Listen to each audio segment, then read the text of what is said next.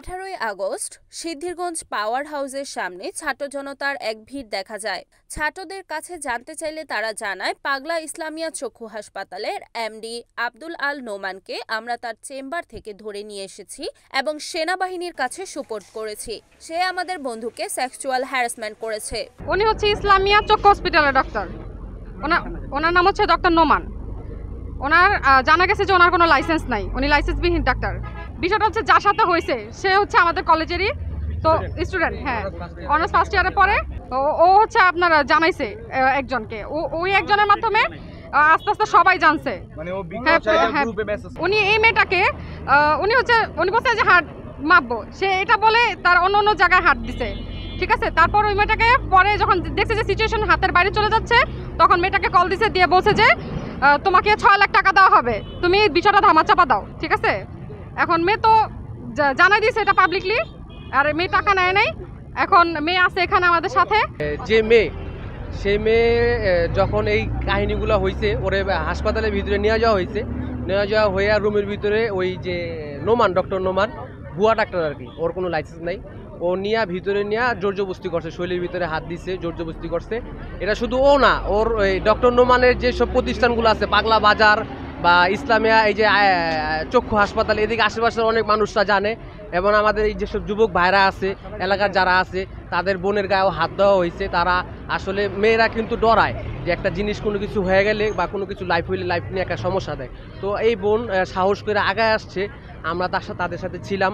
আর এই কোম্পানির যে ম্যানেজার ছিল, এই ম্যানেজারের নামটা আমি বলতে পারতাছি না, তানবীর ভাই, হ্যাঁ, তানবীর ভাইকে দিয়া তারা 2 দিন ধরে এই মেয়ের সাথে যোগাযোগ করছে, তাকে টাকা দিয়ে অফার দেওয়া হয়েছে, তার কাছে ক্ষমা চাওয়া হয়েছে, আমাদের কাছে সম্পূর্ণ প্রুফ আছে যে ছেলেদের কোনো কাজ নিবে না।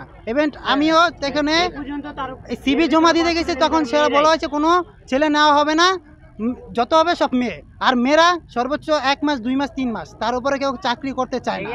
আর আজকেও যা দেখা হয়েছে, অনেক যারা আছে সব মেয়ে। আর যে ছেলে স্টাফ যারা আছে তারা হলো তাদের ভাই, তাদের আত্মীয় স্বজনের পরিবারের লোকদেরকে রাখা হয়েছে, বাইরের কেউ রাখা হয়নি। তো এইভাবে তারা মেয়েদেরকে হ্যারাসমেন্ট করে যাচ্ছে। তারা এভাবে নিছে, নতুন একটা বিল্ডিং নিয়েছে যাতে তারা সুবিধা মতন এই কাজগুলো করতে পারে, সেই জন্য তারা এগিয়ে যাচ্ছিল। আজকে আমরা স্টুডেন্ট হিসাবে আমরা এগুলো আগে বাড়াইছি, না বাড়ালে তো অনেক জায়গায় এরকম চলবে, অনেক জায়গায় চলবে। আমাদের বোনদের বলছি, আপনারা সেফটির জন্য আগে চলে আসেন। কে কি বললো তা শোনার দরকার নেই, টাকা অফার করবো, অনেক কিছু করে, কার কিছু শোনার দরকার নেই। আপনারা রুখে দাঁড়ান, সবার প্রতি স্টেপ নেন। সেনাবাহিনীর ভারপ্রাপ্ত অধিনায়ক আরমিন বিষয়টি তদারকি করে এবং অভিযুক্ত নোমানকে নিকটস্থ সিদ্ধিরগঞ্জ থানায় নিয়ে যায়। প্রেক্ষাপটের ঘটনাস্থলে সিদ্ধিরগঞ্জ থানার অধীনে না থাকায় থানার ওসি মামলা নিতে অস্বীকৃতি জানায় এবং অভিযুক্তকে নিয়ে ফতুল্লা থানায় যাওয়ার পরামর্শ দেন। এক পর্যায়ে ছাত্ররা নিরাপত্তার জন্য অনুরোধ করলে তাদের স্বার্থে সেনাবাহিনী তাদের নিরাপত্তা দিয়ে ফতুল্লা থানায় নিয়ে যায়। পাগলা ইসলামিয়া চক্ষু হাসপাতালের এমডি আব্দুল্লাহ আল নোমানকে অভিযুক্ত করে একটি মামলা দায়ের করা হয়। মামলা করার কিছুক্ষণের মধ্যেই তাকে কোর্টে প্রেরণ করা হয়। নাম প্রকাশে অনিচ্ছুক ভিকটিম জানায়, গত 16 আগস্ট চাকরির প্রলোভন দেখিয়ে অভিযুক্ত আব্দুল আল নোমান তার অফিসে আসতে বলে। রাত আনুমানিক 8টার দিকে ভিকটিম ও তার 2 বান্ধবীকে নিয়ে ফতুল্লা থানাধীন পাগলা ইসলামিয়া চক্ষু হাসপাতালে গেলে নোমান ভিকটিমকে ডেকে তার চেম্বারে নিয়ে যায়। ভিকটিম জানায়, আমি সরল মনে অফিস রুমে গেলে নোমান ভিতর থেকে অফিসের দরজা বন্ধ করে দেয় এবং তার কামলালসা চরিতার্থ করার উদ্দেশ্যে আমার বোরকা খোলার চেষ্টা করে। আমি চিৎকার করার চেষ্টা করলে নোমান আমার মুখ চেপে ধরে এবং বিভিন্ন ভয়ভীতি দেখাতে থাকে এবং হুমকি দেয়, এই ঘটনা আমি যদি কারো কাছে প্রকাশ করি তবে আমাকে চাকরি থেকে বের করে দিবে। এক পর্যায়ে আমি জোরে চিৎকার করলে অফিসের বাইরে থাকা আমার 2 বান্ধবী ও আশেপাশের লোকজন চলে আসলে নোমান কৌশলে ঘটনাস্থল থেকে পলায়ন করে। পরবর্তীতে ভিকটিম বিষয়টি তার বন্ধুদের জানায়। ওনার অনেকগুলো স্টাফের থেকে হচ্ছে আপনার কমপ্লেন যে সে অনেকগুলো মেয়ের সাথে এরকম কাজ করছে, অনেক মেয়েকে হ্যারাসমেন্ট করছে। এখন উনি অন্যান্য স্টাফদের ডাকতেছে, উনি হচ্ছে যে কোনো কিছুতে টাকার অফার করে, একজন না, ভিকটিম অনেকজন ছিল, তারা অনেক ভয়ে মুখ খুলতে পারে নাই।